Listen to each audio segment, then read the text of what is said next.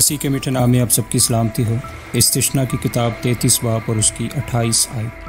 اسرائیل سلامتی کے ساتھ، یعقوب کا سوتا اکیلا اناج اور مے کے ملک میں بسا ہوا ہے، بلکہ آسمان سے اس پر اوس پڑتی رہتی ہے۔ آمین۔ ہم جس قدر اکیلے بستے ہوں اس قدر زیادہ محفوظ ہوں گے۔ خدا چاہتا ہے کہ میرے لوگ گناہ گاروں سے الگ رہیں۔ وہ پکارتا ہے کہ ان میں سے نکل کر الگ رہو۔ دوسرا کرنتھیوں 6 باب اور اس کی 17 آیت۔ مسیحی دنیا نے ایسی ہیبت ناک شکل اختیار کر دی ہے کہ پاک نوشتوں نے کبھی سوچا بھی نہ تھا۔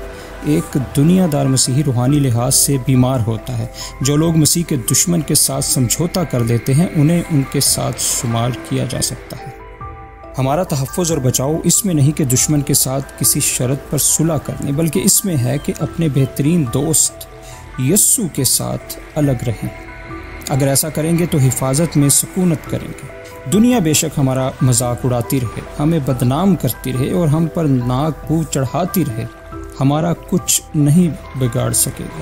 جب گناہ کے باعث قومیں جنگ و جدل اور قحط کا شکار ہوں گی، اس وقت بھی خدا ہمیں حفاظت سے بسائے رکھے گا۔ خدا ابراہیم کو کشتیوں کے اور سے نکال لایا، لیکن وہ آدھے رستے میں رک گیا۔ اسے اس وقت تک برکت نہ ملی جب تک کہ وہ ملک کنعان میں نہ پہنچ گیا، کیونکہ وہ ملک کنعان کے لیے روانہ ہوا تھا۔ وہ اکیلا بھی دشمنوں کے درمیان محفوظ تھا۔ سدوم میں لوط اگرچہ دوستوں کے حلقے میں تھا لیکن محفوظ نہ تھا۔ ہمارا بچاؤ اور محافظت اسی میں ہے کہ خدا کے ساتھ الگ سکونت کریں۔ آمین۔